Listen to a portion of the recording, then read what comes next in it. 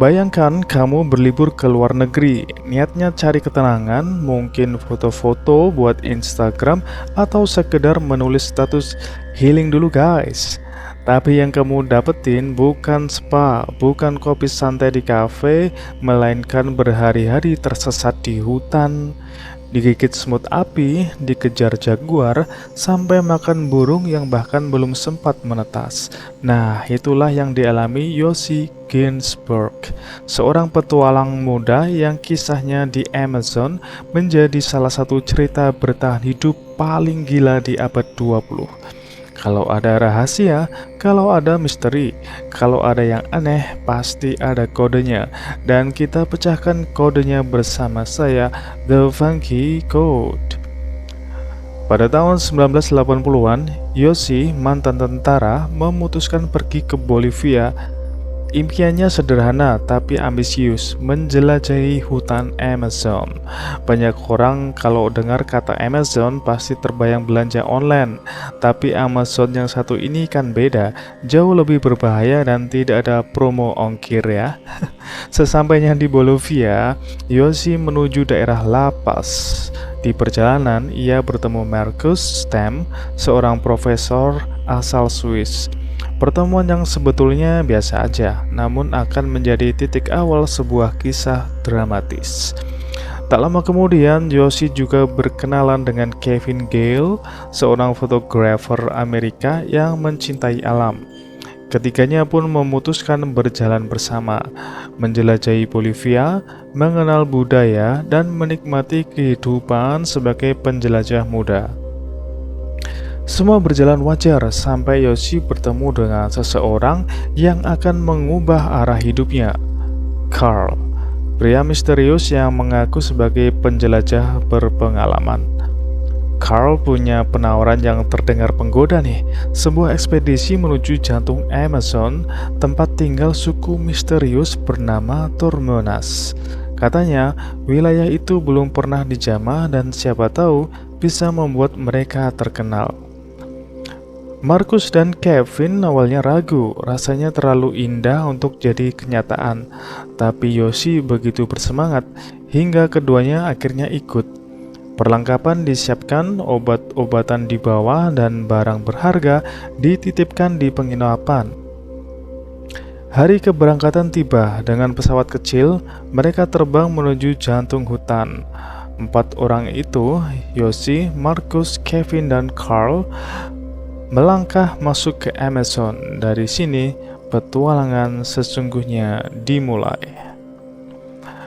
Hutan Amazon menyambut mereka dengan segala keangkuhan.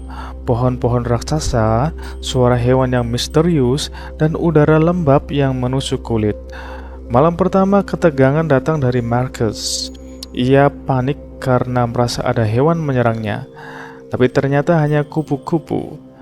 Peristiwa kecil ini membuatnya jadi bahan candaan ya bagi yang lain. Walau tentu saja di tengah hutan, lelucon itu terasa seperti sindiran halus. Lebih baik daripada kopi hitam. Keesokan harinya, hujan deras membuat pakaian mereka basah kuyup.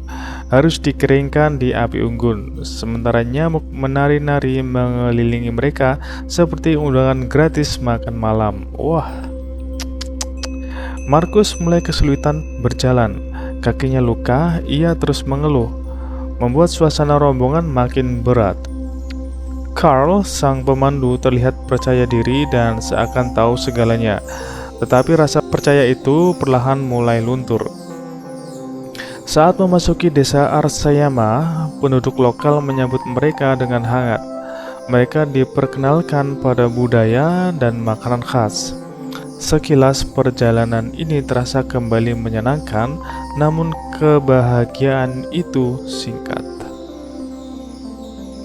Ketika melanjutkan perjalanan, Carl menembak seekor monyet. Bukan hanya menembak, ia lalu menghabisinya dengan pisau. Bagi Marcus, pemandangan itu brutal. Ia tidak sanggup ikut makan. Kevin dan Yoshi mencoba mencicipi dan mendapati dagingnya ternyata lezat. Namun konflik kecil ini menjadi bara dalam kelompok. Marcus semakin dipandang sebagai beban, sementara Carl makin terlihat aneh. kaki Markus makin parah. Carl menyarankan kembali ke desa, tapi Yoshi menolak. Ia ingin melanjutkan. Kevin mengusulkan ide baru, membuat rakit dan melintasi sungai. Dan Carl terlihat ragu, tapi akhirnya setuju. Rakit sederhana berhasil dibuat. Awal perjalanan lancar, sungai tenang, namun tak lama kemudian arus deras menyeret mereka, hampir menghancurkan rakit di bebatuan. Carl yang mengaku berpengalaman justru panik, memberi arahan salah dan menambah kekacauan. Kevin mulai curiga jangan-jangan Carl sama sekali tidak bisa berenang. Ketegangan makin meningkat sampai akhirnya Carl memutuskan untuk berpisah. Ia memilih berjalan kaki bersama Markus, sementara Yoshi dan Kevin diminta melanjutkan lewat sungai. Markus dengan kondisi kakinya yang parah setuju ikut Carl, sementara Yoshi dan Kevin melanjutkan dengan rakit. Perpisahan ini menjadi titik balik ya. Sungai Amazon tidak memberi ampun ya, arus ganas memisahkan Kevin dan Yoshi.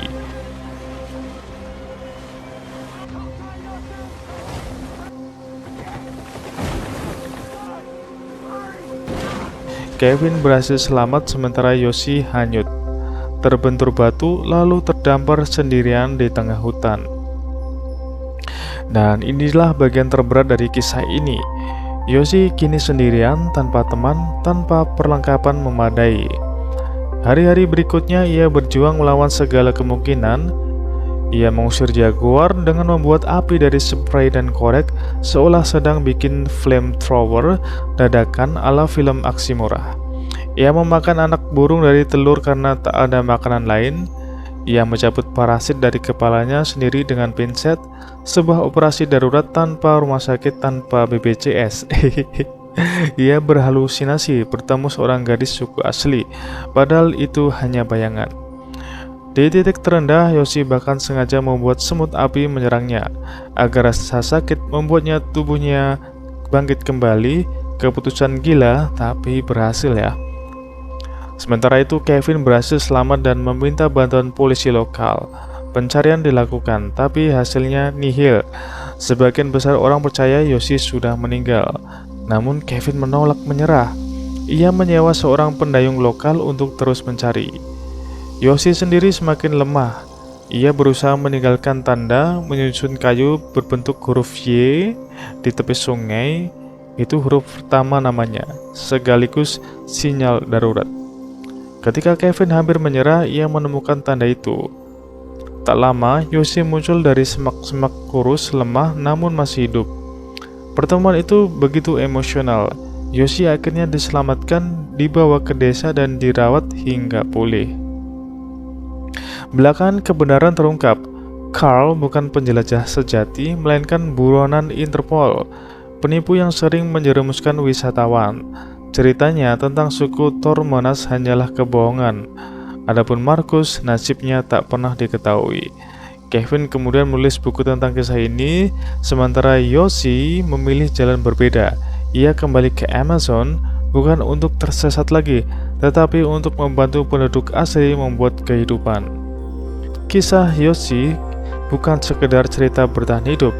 Ini adalah kisah tentang tekad manusia melawan keterbatasan, tentang bagaimana harapan bisa muncul di titik paling gelap, dan tentang bahaya mempercayai orang asing yang terlalu banyak janji manis, mirip akun online shop tanpa ulasan ya.